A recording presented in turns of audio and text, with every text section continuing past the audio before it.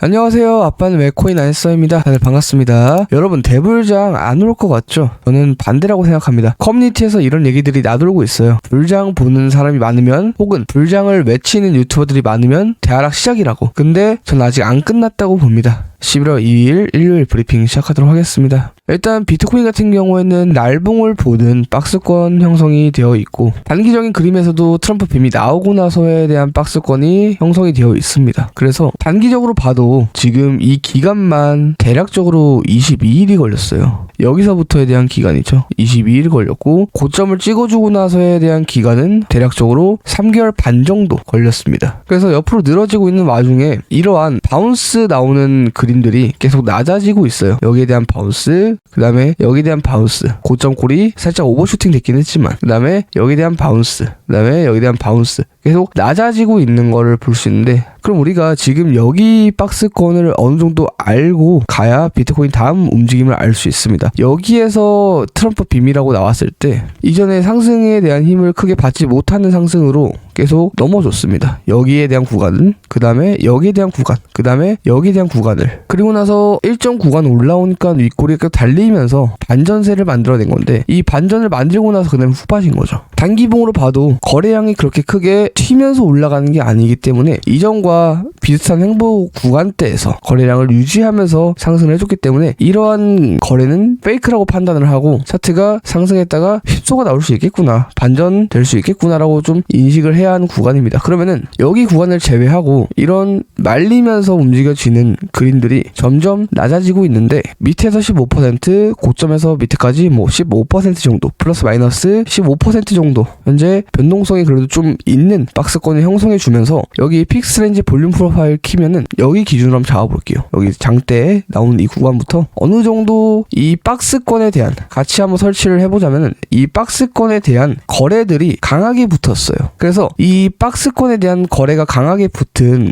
이러한 구간 매물대를 조금 넘겨줘야 하는데, 여기 위에서 자 보시면은 이 구간대에서는 어때요? 많이 놀지 않고 한 번씩 그냥 찔러주는 정도로만 활용되고 계속 조정이 왔습니다. 그래서 만약에 비트코인이 앞으로 더 큰 가격대를 형성하고 더 큰 상승을 하려면은 이러한 기준대를 조금 넘어주는 게 우선적으로 보이는데, 이 기준대 가격이 대략적으로 이 정도 잡히겠죠. 그냥 넉넉하게 119K 정도. 그래서 아직은 여기에 대한 이 박스권에 대한 하단에 현재 위치해 있지만 조금 넘어주는 그림이 필요하다. 넘어주지 못하더라도 위에서 계속 부딪히는 움직임이 필요하다. 뭐 이런 그림이라든지. 그리고 여기가 대략적으로 97K 정도 나옵니다. 98K, 97K 정도 나오는데 저점이 98.2K니까 자, 여기 구간 만약에 깨졌어요. 하락을 해서 여기 구간을 이탈했어요. 이탈하더라도 그 다음 구간이 어디예요? 여기입니다. 대략적으로 74K 정도 나오는 구간. 그래서 98K에서 74K까지 스트레이트로 가기는 어렵습니다. 왜냐? 이전에 여기에서 계속 지지해줬던 구간들도 존재하고 그 다음에 여기에서 넥자리도 같이 받쳐주고 있기 때문에 보통 이러한 노란색 박스권에서 한번 브레이크가 걸립니다. 그래서 만약에 하락을 했을 때 여기가 1차, 2차, 3차에 대한 기준 잡으면 되고, 가격대 같은 경우에는 이렇게 우리가 세팅을 해볼 수 있겠죠. 98K 부분 깨지면은 여기까지 열어놓는 거고, 여기까지 깨지면은 여기까지 보는 거다. 근데 여기를 이탈하더라도 크게 훅 빠지기는 어렵습니다. 왜냐? 옆으로 늘어진 구간들이 있기 때문에 그렇게 쉽게 빠질 수가 없어요. 어떤 큰 악재가 터지지 않는 이상. 그래서 보통 이러한 하락이 나왔을 때 하락만 나오진 않습니다. 이때 악재까지 같이 터진다. 그래서 차트가 보통 선 반영을 하고 시황이 후 반영을 한다 라고 보시면 되고, 만약에 이 74K 부분이 깨지고 하면 시나리오 끝이라고 저는 현재 보고 있고, 하지만 상승장에 대한 확률을 조금 더 높게 보고 있습니다. 그러니까 여러분들이 생각하는 뭐 대상승장이라든지 그 다음에 뭐 하락장이 있겠죠. 여기에 대한 제가 보는 확률은 상승장 같은 경우에는 8에서 9할 정도 보고 있고 나머지 1입니다. 요 정도 확률을 두고 있어요. 한 8대2, 9대1 정도에 대한 확률. 그래서 비트코인 단기적으로 이런 그림을 만들어주는 거나 날봉에서 이러한 그림을 만들어주는 거 가장 베스트적이고, 그 다음에 자 월봉 마감되었죠. 그 월봉이 하나 리셋되었습니다. 근데 위아래 꼬리 달린 음봉 캔들 마감되고 나왔죠. 근데 진짜 중요한 게 뭐냐면은 여기에 대한 대한 이탈을 안 했어요. 이 지금 현재 10월 달봉 캔들이 여기에 대한 캔들을 이탈 마감을 안 했다는 겁니다. 그렇다는 거는 또 기회가 있을 수 있죠. 그래갖고 밑꼬리 먼저 테스트하고 양봉으로 마감해줄 것이냐, 아니면은 위에 먼저 테스트하고 밑꼬리가 달리는 형식으로 캔들이 만들어질 것인가, 우리가 좀 한 달 동안 파악을 해봐야 하고, 그 캔들에 맞게끔 다음 캔들도 예상해볼 수 있기 때문에 보통 여기에서도 자세하게 보시면은 이러한 구간대를 계속 깨지 않고 지지받아주면서 밑에 테스트 나오고 양봉이 크게 말아 올려졌습니다. 하지만 여기는 넘지 못했죠. 그렇지만 흐름을 하방에서 다시 상방으로 돌리고 있는 흐름을 만들어줬기 때문에 이러한 장대 양보를 기대해볼 수 있는 거고, 여기서도 여기 밑으로 마감되지 않으면은 여기를 넘지 못하더라도 좋은 흐름을 만들어줄 수 있는 근거들이 캔들에서 생깁니다. 그래서 지금 같은 마감도 굉장히 베스트적인 마감이다. 더 좋게 마감될 수도 있었는데 이 정도면은 한숨 돌렸다라고 볼 수 있겠죠. 의도적으로 만든 느낌도 들고, 주봉에서는 살짝 불안하긴 하지만 다음 주봉까지 조금 봐줘야 좋을 것 같습니다. 다음 주봉이 어떻게 만들어질 것인가. 자, 그 다음에 어떤 알트코인들을 선별해야 할지 먼저 보기 전에 제가 한 가지 말씀드리고 싶은 게, 여러분들 불장 올까 말까에 대한 그런 기준점들이나 그런 생각들, 가치관들이 조금 많이 다를 텐데 사람마다. 일단 저의 생각은 뭐 제가 제 말이 맞다는 건 아니고, 그래도 제가 높은 확률로 계속 맞추고 있으니까 어느 정도 여러분들의 그런 관점과 많이 맞물리는지 아니면은 좀 많이 다른지 체크 한번 해보시고. 일단 불장이 뭐예요? 지금 불장이 어디로 나오고 있어요? 주식 지금 대불장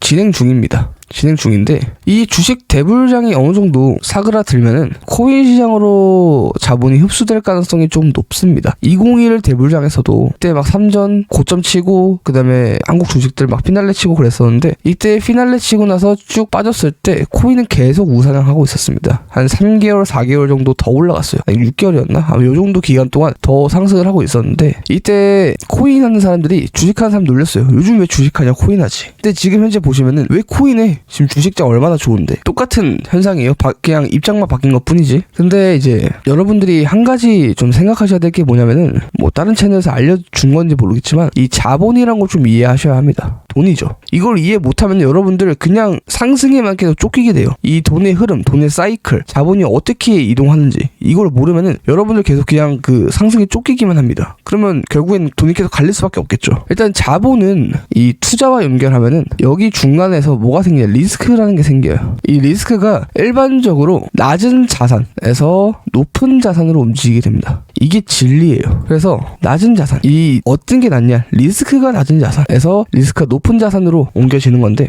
여러분들이 생각하시기에는 주식이 더 리스크가 높다 생각하시나요? 아니면 코인 시장이 더 리스크가 높다고 생각하시나요? 당연히 코인 시장이 더 리스크가 높겠죠. 주식은 그래도 상한가라고 있는데, 코인 시장 같은 경우에는 하루에 마이너스 50% 60%도 나고 위로 막 몇천 %도 막 상승할 때도 있고 막 그렇습니다. 그럼 당연히 뻔한 결과겠죠. 이 주식과 코인 중에 어떤 게 더 리스크가 있냐고 사람들에게 물어보면 뻔한 결과예요. 주식이 더 리스크가 낮고 코인이 리스크가 높다. 그럼 뭐예요? 리스크가 아까 낮은 자산은 지금 현재 주식 시장을 뜻하고 있는 거고, 리스크가 높은 자산은 현재 코인 시장을 뜻하고 있는 겁니다. 그래서 여러분 잘 들으셔야 합니다. 주식 시장 강세가 지속이 될수록 개미들, 투자자의 마인드는 더 높은 수익률을 찾기 시작합니다. 주식으로 먹어봤자 얼마나 먹겠어? 그러면은 코인 눈 돌리게 되겠죠. 난 주식으로 이미 재미 봤어. 더 큰 재미를 보고 싶어. 여러분들 처음에 도박 영화 같은 거, 뭐 타짜라든지 그런 영화들 보면 처음에 뭐 그냥 예를 들어서 막 100만 원을 시작해. 근데 100만 원 갔다가 뭐 50만 원, 100만 원 몇 배로 불렸어. 그러면은 그 사람이 거기서 멈출까요? 아니면 더 큰 돈을 들고 찾아올까요? 당연히 더 큰 돈을 들고 찾아올 가능성이 훨씬 더 높겠죠. 그래서 더 높은 수익률을 기대하게 됩니다. 사람의 심리란.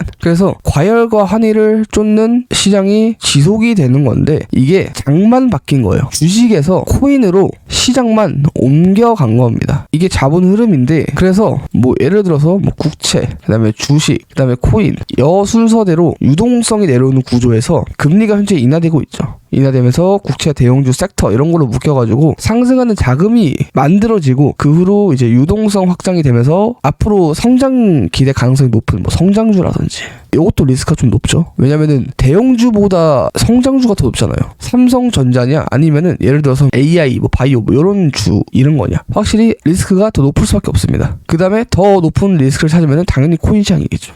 그래서 코인 시장까지 유동성이 확장이 되면서 자산 이동이 됩니다. 그래서 저는 주식에 있는 자본이 코인으로 넘어가기 전 단계로 보고 있습니다. 하지만 코인 시장도 어느 정도 제도권과 기간 진입으로 현재 상황과 흐름에 맞게 생각하고 대응해야 하는데, 이 말은 뭐냐면은 17년도 20년도 대불장처럼 무지성으로 상승하지 않는다, 이 소리죠. 그래갖고 이제 코인으로 자본이 이동하려면 몇 가지 조건이 필요한데, 뭐 이런 것들은 다음에 한번 다뤄보도록 하고, 알트코인 어떤 걸 건드려야 할지 짧게 간단하게 알려드리도록 하겠습니다.